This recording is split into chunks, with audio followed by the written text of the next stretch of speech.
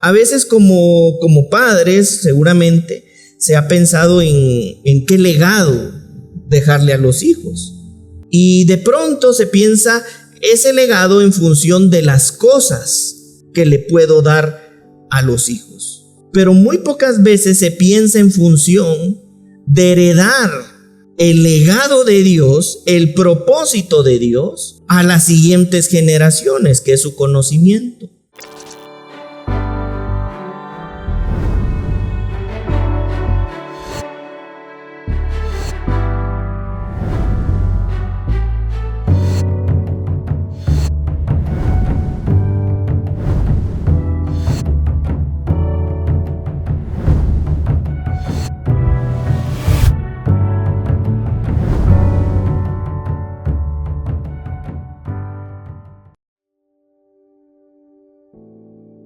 Que tiene algo que ver con la familia, y creo yo, y le pedimos a Dios de su gracia y su sabiduría para que nos ayude en este mensaje al que le hemos puesto por nombre Renacer en Entendimiento. Tal vez ustedes se preguntarán por qué renacer del entendimiento, y de pronto al final del mensaje podrá tener un poco más de sentido.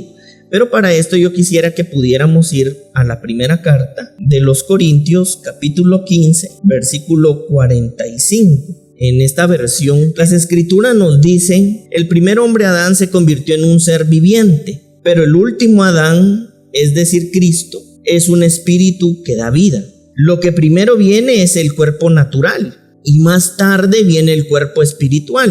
Adán, el primer hombre, fue formado del polvo de la tierra, mientras que Cristo, el segundo hombre, vino del cielo. Los que son terrenales son como el hombre terrenal, y los que son celestiales son como el hombre celestial. Al igual que ahora somos como el hombre terrenal, algún día seremos como el hombre celestial. Es decir, de pronto esto nos va a ir ayudando a contestar esta pregunta: ¿por qué renacer? ¿Y por qué le pusimos por título Renacer en Entendimiento? Y podríamos decir, según lo que estamos leyendo, que hay dos hombres. Incluso la palabra Adán, ya traducido al español, significa hombre. Entonces, cuando la escritura está hablando del primer Adán o del segundo Adán, está hablando del primer hombre y del segundo hombre. Ya habla de una diferencia dentro del primer hombre y el segundo hombre. Habla de que el primer hombre es terrenal y el segundo hombre es espiritual, es el que da vida, dice, es decir, Cristo, el que da vida. Entonces, cuando hablamos de renacer, nosotros estamos hablando de nacer, básicamente, que consiste en experimentar un nuevo origen, un nuevo génesis. En otras palabras, el primer Adán nació en un génesis, pero en ese génesis en el que nació, ese primer hombre fracasó al propósito de Dios. Es decir, ese primer hombre cayó de la voluntad de Dios, y por lo tanto, entonces Dios, dentro de su plan eterno, tenía previsto que el segundo hombre, es decir, Cristo, el que da vida, dice en esta versión, fuera la fuente de un nuevo renacimiento, es decir, de un regénesis. En otras palabras, de un nuevo origen, de un nuevo nacimiento y de un nuevo comienzo. Entonces, es importante que tomemos en cuenta esto, porque si nosotros no logramos dimensionar que todos nosotros en algún momento, por el primer Adán, como dice la escritura, nacimos de ese primer hombre terrenal, y entonces no tenemos en cuenta que existe el plan eterno de Dios con el segundo Adán, de pronto no podremos ver y darnos cuenta la importancia que tiene la humanidad de nacer o experimentar un nuevo génesis en su corazón. Y mientras el hombre no logre ver esto, muy probablemente tampoco trasladará esta idea a su familia. Y si no lo traslada a su familia, es muy probable que estemos abortando todo un propósito, el propósito eterno de Dios, porque en la familia pues se procrean los hijos. Y si ni los padres tienen clara la importancia de nacer, renacer, tener o experimentar un nuevo génesis, es poco probable entonces que los hijos también lo tengan. Y si los hijos no lo tienen, entonces estaríamos cortando una serie de generaciones que de pronto podrían estar en esta tierra, pero no necesariamente cumpliendo el propósito, el sentido y el significado de su existencia. A veces como padres seguramente se ha pensado en qué legado dejarle a los hijos. Y de pronto se piensa ese legado en función de las cosas que le puedo dar a los hijos. Pero muy pocas veces se piensa en función de heredar el legado de Dios, el propósito de Dios a las siguientes generaciones, que es su conocimiento. Y entonces se corre el gran riesgo de que exista toda una generación que no esté en función de su significado, de su propósito y de la razón de su existencia. Tal vez con muchas cosas, pero vacíos del cumplimiento de la voluntad de Dios en sus corazones. Y para eso es que primero nosotros debemos experimentar un renacer, entendiendo que todos nacimos de un primer Adán que fracasó al propósito de Dios. Pero como dice el Evangelio de Lucas, surgió un segundo hombre que es el que da vida. Y ojo acá, cuando nosotros hablamos de que este segundo Adán, segundo hombre, genera vida, no solamente involucra el aspecto espiritual de propósito, sino también las repercusiones que este hombre produce en la tierra a través de su iglesia y de los que entonces en los que Dios renace. ¿Sí creen que me estoy explicando? Bueno, entonces podríamos también aquí hacernos otra pregunta. ¿Cuándo se experimenta este renacer en la iglesia, en la familia de Dios? Este renacer solamente se puede experimentar por medio de la gracia de Dios. Es decir, la gracia de Dios podemos entenderlo nosotros como un don de vida. Y ese don de vida es Cristo Jesús. Entonces, cuando nosotros entendemos que la gracia como el don de vida es la forma por medio de la que nosotros renacemos, también entonces podemos observar la importancia de la vida de Cristo, de la muerte de Jesucristo, de la resurrección de Jesucristo, del ascenso de Jesucristo y por lo tanto del descenso del Espíritu Santo impartiendo vida en su iglesia. Mientras nosotros no logremos dimensionar que la vida del Espíritu vino a multiplicar la vida de Dios, de pronto nosotros estaremos avanzando en la iglesia, pero no dentro del propósito de Dios. Es decir, este también es un llamado para la iglesia de realizarse y realizar de acuerdo al propósito eterno de Dios. Entonces podríamos preguntarnos, ¿y aquí qué papel juega la iglesia? Y de pronto podríamos decir de la siguiente manera, que la iglesia es una institución por medio de la que Dios multiplica su vida. Y ya me voy a ir explicando un poco más. La iglesia es una institución en las manos de Dios y en función del propósito de Dios para multiplicar su vida. Digan conmigo, multiplicar la vida de Dios. Por eso es que el escritor a la carta a los Efesios, capítulo 5, versículo 25, hace una analogía o una comparación en cuanto a la iglesia y la función de las esposas y de las madres. Tanto que dice: maridos, amad a vuestras mujeres, así como Cristo amó a la iglesia y se entregó a sí mismo por ella. Es decir, vamos a darnos cuenta que todo lo visible creado en esta tierra fue extraído desde la realidad invisible, eterna de Dios. Es decir, Dios es el diseño de todas las cosas. Por eso dice la escritura que todo lo creado cuenta la gloria de Dios. Es decir, nosotros no podemos ver que Dios no haya hecho algo distinto a lo que Él es. Por eso en la naturaleza nosotros podemos observar la misma gloria de Dios. Y el hombre se sorprende, por ejemplo, cuando encuentra un mar cristalino y si es turquesa y tiene arena blanca, es todavía más sorprendente. Los paisajes, las montañas muestran la gloria de Dios, porque Dios no puede hacer algo distinto a lo que Él es. Y entonces también ahí podríamos nosotros tomar un aprendizaje, y es que si nosotros somos la expresión de Dios como iglesia, también deberíamos tomar en cuenta que el poder de Dios se hace visible por medio de la excelencia que Él posee.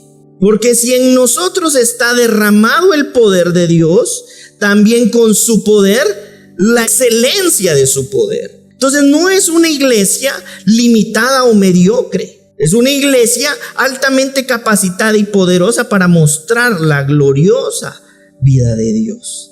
Entonces aquí el escritor está diciendo: maridos, amen a vuestras mujeres así como Cristo amó a la iglesia y se entregó a sí mismo por ella. Es decir, él está utilizando una analogía, una comparación, en donde hace saber que la iglesia tiene una función semejante a la que desarrolla una esposa o una madre en su hogar. Entonces, cuando nosotros vemos y entendemos que todo lo creado nace del mundo invisible de Dios, también nos invita a nosotros a renacer en entendimiento, porque de lo contrario nosotros vamos a tener un divorcio entre la vida del diseño de Dios y la vida en la familia, en la iglesia. Parecerían que son cosas distintas, pero en todo tiempo y en todo lugar el objetivo del diseño de Dios es mostrar el carácter de Dios a través de Jesucristo formado en nosotros. Entonces, si en la iglesia nosotros no vemos a Jesucristo y no se está formando la vida del Señor, probablemente también tendremos algunas deficiencias en ese sentido, como lo dice el escritor, en las familias. ¿Por qué? Porque la familia, la esposa, es una representación, una madre es una representación de la función que ejerce la iglesia dentro del propósito de Dios. Por eso es que aquí tenemos que tomar en consideración algunos puntos que de pronto podrían traernos esa semejanza y traer un poco más de claridad. Como por ejemplo, que la iglesia como la madre es multiplicadora de vida. La madre es la fuente de vida para la familia. Si no hay una madre, no hay hijos. Y lo mismo sucede con la iglesia. Si la iglesia no opera de acuerdo a su propósito, no hay una multiplicación de la vida en Cristo Jesús, en los hijos de la iglesia. Por eso es que la misma escritura nos narra que Jesús engendra de acuerdo a su voluntad y su propósito, familia, hijos. Pero Dios no lo podría hacer si no tuviera por esposa a la iglesia. Entonces, para darle ese valor a la esposa como madre, como dadora de vida, dice aquí el escritor, Jesucristo se entregó y murió por ella. Es decir, cuando nosotros notamos que la iglesia multiplica la vida de Cristo, entendemos que también hubo alguien que dio su vida por ella, para convertirla en una institución, en un instrumento eterno de Dios para darle cumplimiento al propósito de Dios, como lo es una madre. Una madre no solamente es el recipiente que Dios utiliza para traer un niño, forma toda una institución de acuerdo al entendimiento del propósito por medio del que la madre necesita renacer para entender que está educando y formando de pronto a un instrumento vivo dentro del propósito de Dios. Por eso Pablo no tuvo mayor dificultad con Timoteo en la formación. Cuando se encuentra con Timoteo, dice la escritura, que Pablo se encontró con un discípulo. La pregunta es, ¿quién había formado a ese discípulo? Su abuela y su madre. Fungieron el papel de iglesia para prepararlo para el propósito de Dios. Entonces, cuando Pablo lo encuentra, no dice, la gran tarea tengo contigo, mijo. Sino le dice, tú eres un discípulo. Y es más, hay una afirmación posterior de Pablo donde le dice que él había identificado que en su madre y su abuela no había habido o existido una fe fingida. Es decir, la pregunta podría ser, por esto que dice Pablo, ¿se puede fingir la fe? O sea, esto es algo serio. Porque cuando nosotros entendemos esto, que la fe no fingida fue la que formó un discípulo para el propósito, vemos la importancia que tiene que todos nosotros, y en este caso la iglesia, pero también la madre, tenga un modelo en donde no finja la fe delante de su familia, ¿verdad? A veces nos encontramos, y no solo a la madre, sino a algún miembro de la familia que, como diríamos, en la iglesia es una cosa y fuera de la iglesia es otra. Es una fe fingida. Pero si es la misma persona en la vida, porque ha entendido lo que de Dios ha recibido en Cristo, y por lo tanto así se administra en todas las áreas de su vida, nosotros estamos delante de alguien que no finge la fe, no está actuando, la está manifestando. Entonces, ¿qué pasó con la abuela y la madre de Timoteo?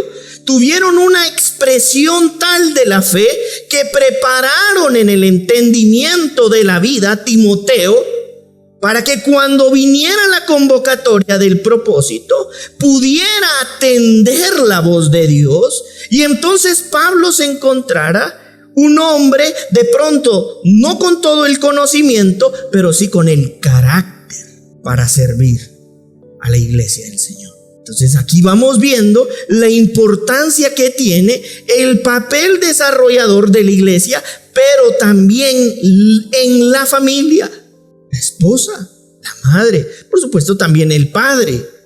¿Creen que me estoy dando a explicar? Dos, tanto la iglesia como la madre cumplen un papel de formación e instrucción para el desarrollo de hijos competentes para la vida de acuerdo al propósito de Dios.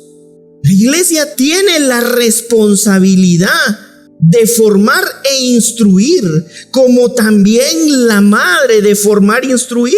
Por supuesto el padre también, entendiendo que es la cabeza del hogar y funciona como un operador que solamente puede traer la expresión de Dios a la familia si tiene por cabeza a Cristo. Entonces hay instrucción y hay formación para preparar hijos competentes para la vida de acuerdo al propósito eterno de Dios. No son hijos sin sentido, sin significado, nada sólidos, que en cualquier momento terminan haciendo cualquier acto de locura porque simple y sencillamente fue movido por el viento, sino hijos entendidos, sólidos, convencidos, con conocimiento, con propósito, competentes para la vida y ser usados para la iglesia del Señor. Y por lo tanto, cumplir el propósito de Dios, el propósito eterno de Dios. La pregunta es, ¿qué se les está enseñando a los niños, a los hijos? Entre más crezcan es más tarde. Es más difícil. Llega un punto en donde solo es creer que pueda haber un milagro en sus vidas para que despierten. Pero si hay un trabajo arduo de parte de los padres, también el padre, si en algún momento el hijo decide tomar una vida lejos del propósito, puede apelar a lo que como padre ha sembrado en su hijo. Y si en su vida ha sembrado la semilla incorruptible, la simiente eterna de Dios, seguramente es cuestión de tiempo que esa semilla produzca la vida que se sembró en él.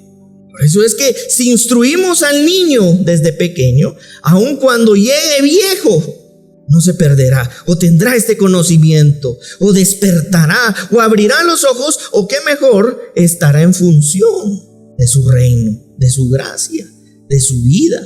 3, algo que comparte la iglesia con la función de la familia y de la madre y del padre en la iglesia es que la instrucción que da a la iglesia está llena de conocimiento y sabiduría.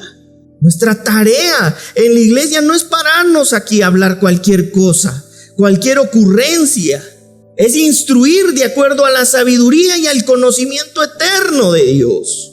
Pero también en la casa, ¿qué instrucción? ¿Cómo se están dando la dirección?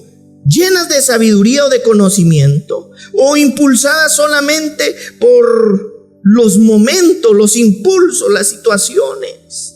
Por cierto, para los papás, un paréntesis, hay una muy buena película que descubrimos ahí, no sabía que estaba en el cine, que se llama Rey de Reyes. Es una película escrita por Charles Dickens. Él era un escritor inglés. O sea, él fue en su momento como super guau, ¿ah, Fernando? Entonces, hicieron esta película muy buena, por si pueden llevar a sus niños. De verdad es un buen momento que pueden pasar con sus niños. Abre un ambiente en donde ustedes pueden compartir, ¿verdad? Solamente ahí se los dejo. Es decir, la iglesia, junto a la función de la familia, del padre y de la madre, comparten la instrucción que se hace con conocimiento y sabiduría.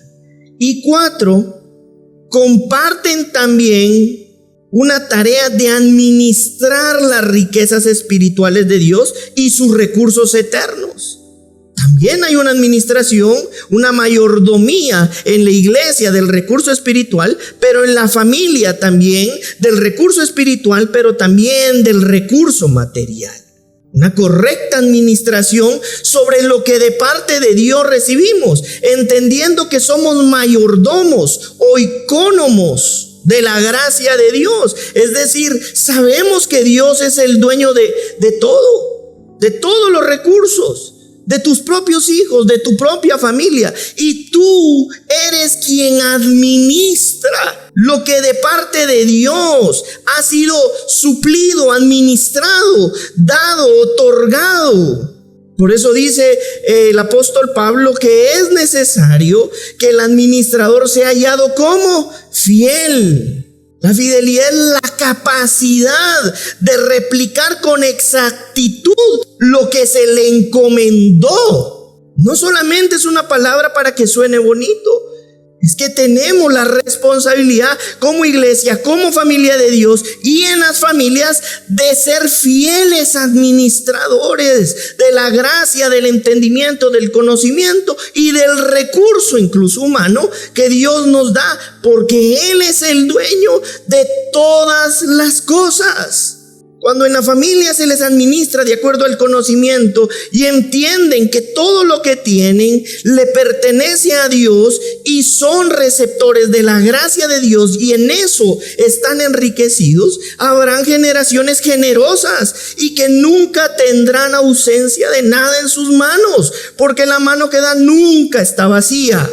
Y no una generación que le tenga miedo al sistema económico monetario de un país y que dependa de esa situación su estabilidad emocional, espiritual, toda su realidad y cualquier decisión, como Esaú, que vendió su primogenitura por la necesidad del alimento, sino que se levantan con entendimiento, sabiendo quiénes son, entendiendo que son la iglesia del Señor, que crece en todo conocimiento y sabiduría por medio de la instrucción de la palabra de Dios. Por eso es importante renacer en el entendimiento, tener un regénesis en el corazón de la iglesia, y cuanto no más de los padres y de las madres y de los hijos. Porque mientras esto no suceda, habrán familias sin propósito. Y las familias sin propósito son un riesgo, porque viven de circunstancias y las circunstancias todo el tiempo suceden. Momentos buenos, momentos malos, momentos difíciles, momentos alegres, el fallecimiento de quien no se esperaba, la situación que llegó. Pero si nosotros abrazamos la realidad de Dios y entendemos que hay un propósito de Dios para su iglesia, para la familia, entonces nosotros estaremos tranquilos, fortalecidos, entendidos, aún en medio del dolor, aún en medio de la alegría, aún en medio de la riqueza, aún en medio de la pobreza, aún en medio de la salud, aún en medio de la enfermedad.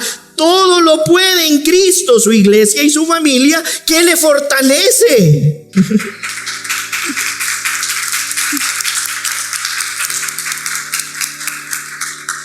Es decir, es más que un lema, es una vida con la que nos estamos encontrando.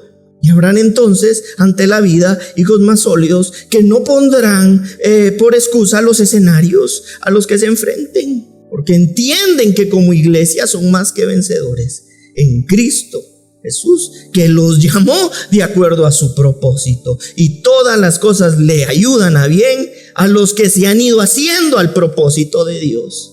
¿Te imaginas cada día más una generación entendida, fortalecida en propósito, en conocimiento, en entendimiento? Habrán menos riesgos que la familia termine culpando a Dios. Porque dice un proverbio que el hombre es necio, toma sus propias decisiones y después responsabiliza a Dios. Decía mi sobrinita, si arruinas el escenario, tú lo arreglas. Como no hay responsabilidad en el conocimiento y el entendimiento, pareciera más sencillo echarle la culpa a alguien que de pronto no apareciera aquí. No, es mentira, que saco las pruebas y videos, mira lo que hiciste toda tu vida. Y fue no crecer de pronto en el conocimiento y en el propósito de Dios, como iglesia, como familia, como madre, como padre, como hijos. Pero sabemos que esas mamás, de esos papás, de esos hijos, aquí no hay. Están en una que abrieron esa broma. Aquí no hay de estos hijos, que hay hijos entendidos en la palabra de Dios.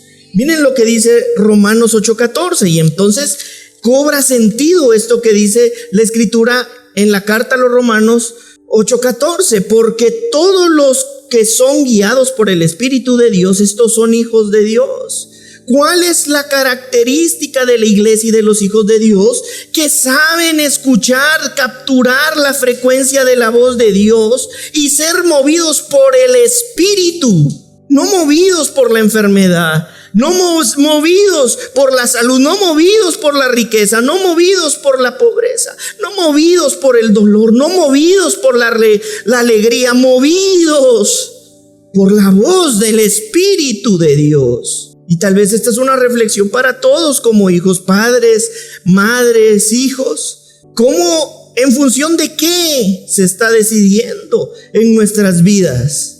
¿Por propósito, guiados por la voz de Dios, o por las circunstancias, o por la enfermedad?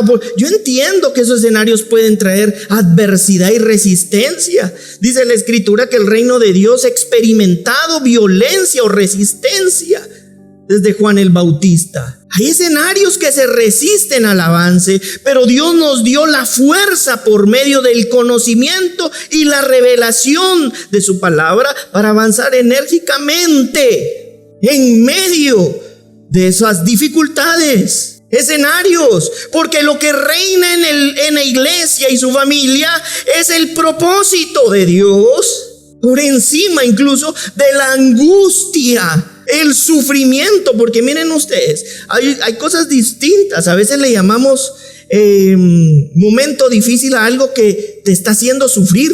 O sea, ese ya es otro grado, cuando ya estás sufriendo por algo. Aún en medio del sufrimiento, lo que reina es el propósito, es el radar que te conduce cuando tus ojos humanos quedan ciegos por el dolor. Pero su propósito, por medio de su conocimiento y la escritura y su palabra, inspiran tu vida. Y entonces tú eres guiado por el Espíritu.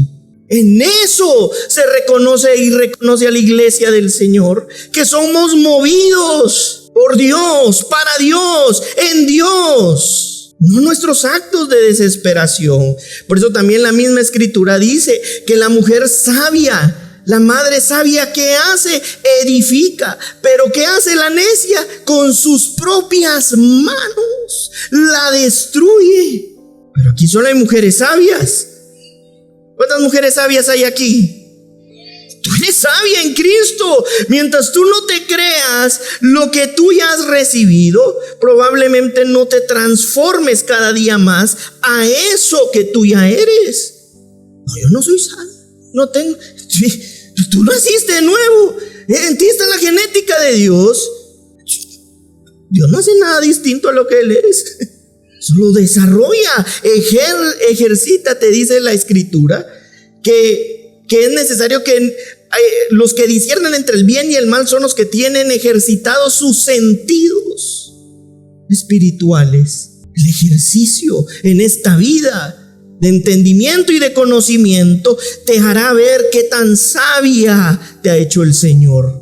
Madre, hay sabiduría, es parte de la naturaleza de la iglesia, de ti como madre, instruir en sabiduría y en conocimiento. Por eso en ti hay palabras de poder, de vida, de gracia, de entendimiento, de luz. ¿Quiénes lo creen conmigo?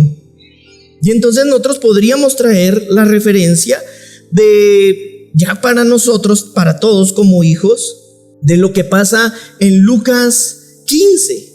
A partir del versículo 11, todos conocemos la historia del hijo pródigo, ¿o no? Un hijo que malgasta, pide su herencia y malgasta todos los recursos. Y hay otro que se queda en la casa y que ignora que es heredero de todo. Y esto representa a la iglesia muchas veces y a la relación en la familia. Cuando Jesús estuvo en esta tierra, nos modeló una relación perfecta con el Padre. Tanto que Jesús decía, mi Padre y yo. No decía somos dos. ¿Cómo decía? Mi Padre y yo, uno somos. Yo no vine sino a hacer la voluntad de mi Padre.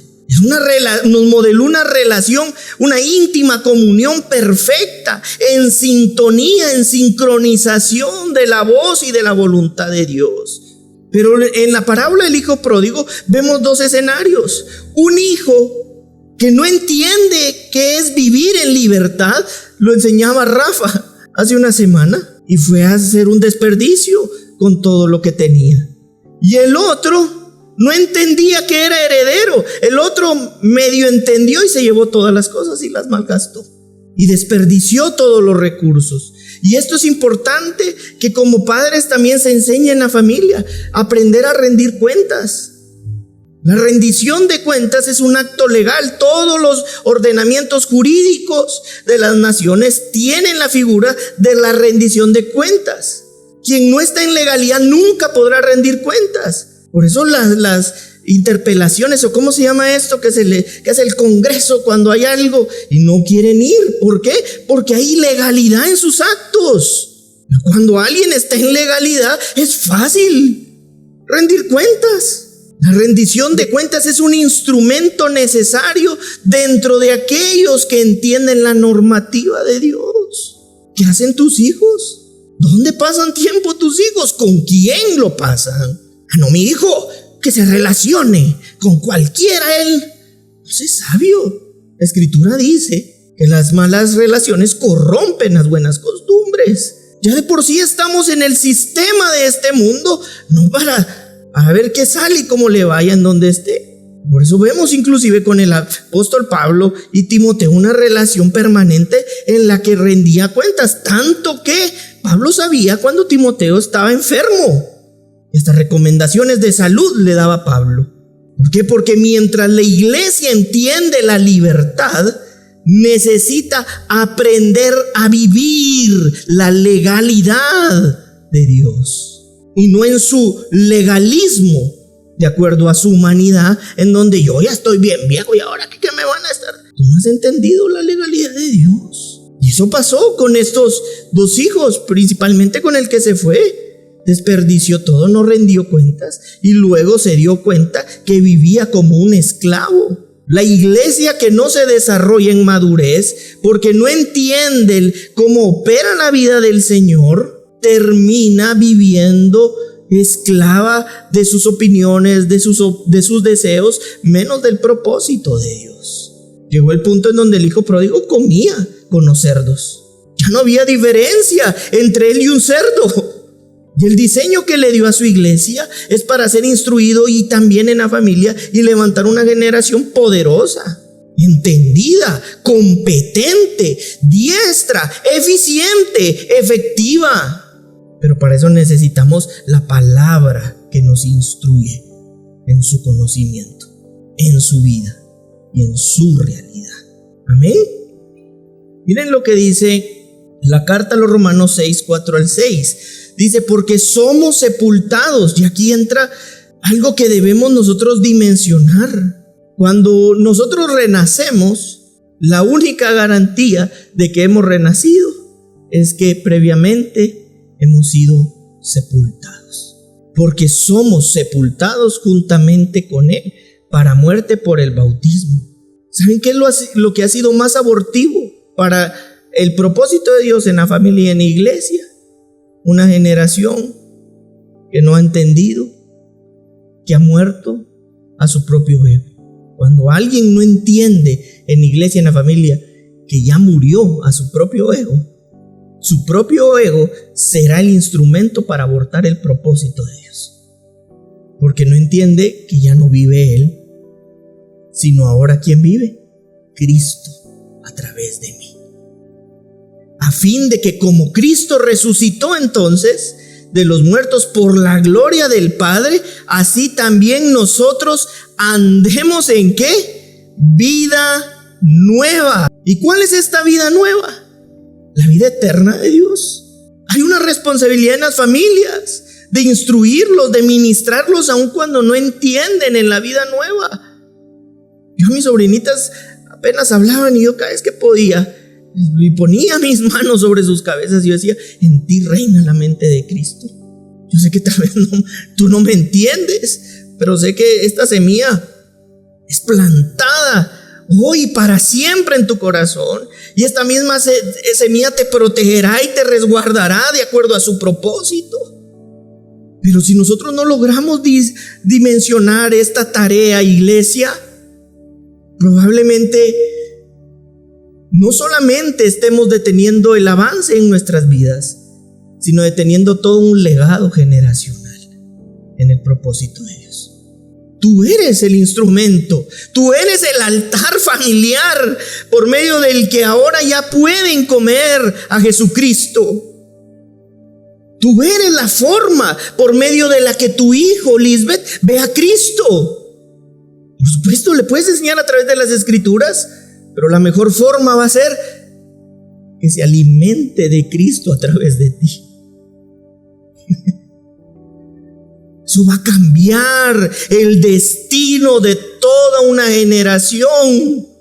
El hecho de que tú te congregues, tus hijos te vean congregarte, ya no con temor, sino por entendimiento, que sabes que tú te expones a esta palabra porque la palabra de Dios purifica, renueva y santifica. Te eleva en el proceso santificador de Dios. ¿Y cómo te das cuenta tú esto? Porque la palabra de Dios, cuando se ministra a tu vida, ya te está haciendo meditar en la vida del Espíritu. Ahí ya se está activando la palabra purificadora que santifica la vida de la iglesia. Exponte como sacrificio vivo. Que sea ese tu culto racional. Y tus hijos empezarán a ver cada día más la vida de Cristo. Tal vez como madre, hoy no tienes la presencia de un hombre, pero sí tienes el sustento en Cristo. Y si tus ojos empiezan a verlo, te puedo garantizar que tus hijos avanzarán de acuerdo al propósito de Dios, aún en la ausencia de los escenarios que parecieran que te prohíben avanzar. Pero cuando el propósito de Dios te capacita, la vida de Dios empieza a rebalsar tu copa, es inevitable que los más pequeños empiecen a beber y alimentarse de ti. Y eso grave y marque eternamente el destino de sus vidas para siempre. Por eso es que no caminó, nunca avanzó sola doña María, porque en su conocimiento y usted reflejaba la vida de Dios. Este es el ejemplo, su hija, ahí estaba hace un ratito, ya se fue para allá arriba a servir. Porque hay una fe que no se finge. Y cuando no es fingida, trae vida, produce vida, multiplica la vida de Dios.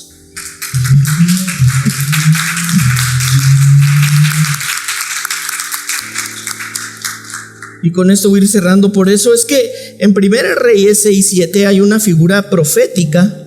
Este es cuando Salomón está construyendo el templo. Ahí está Fabi, cabal.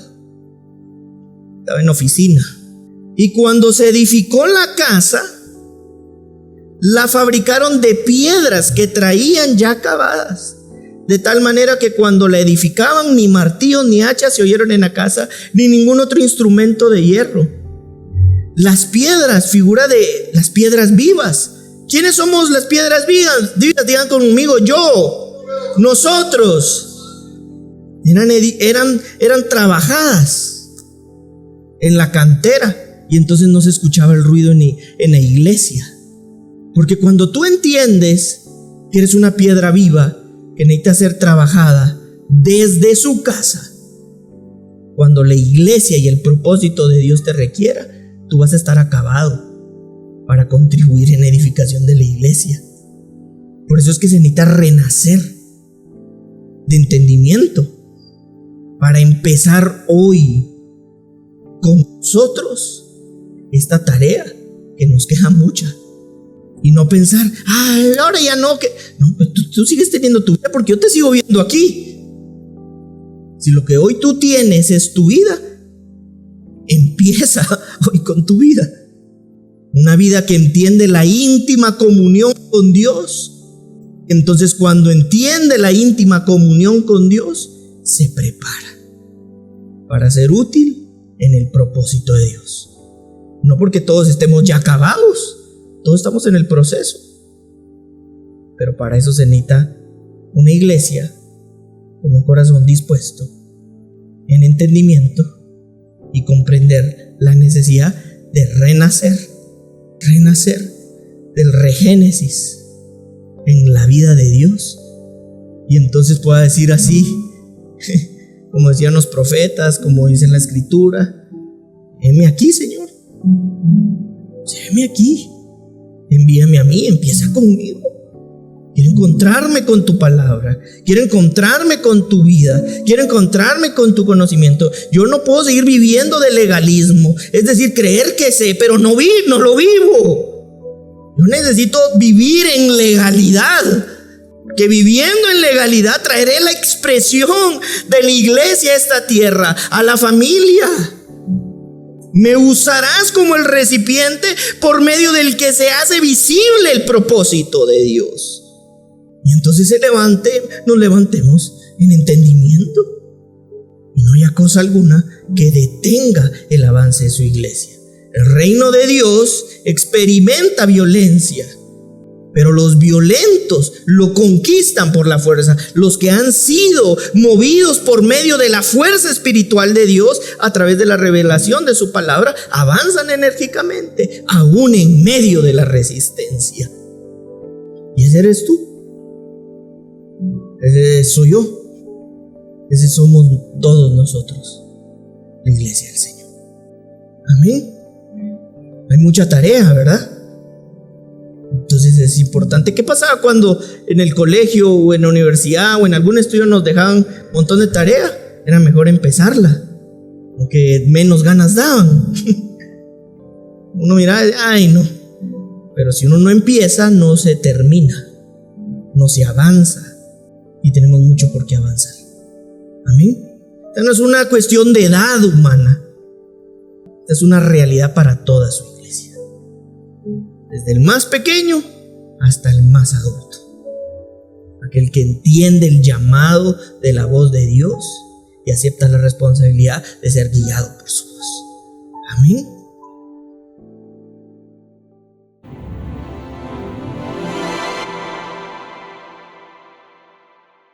Gracias por vernos.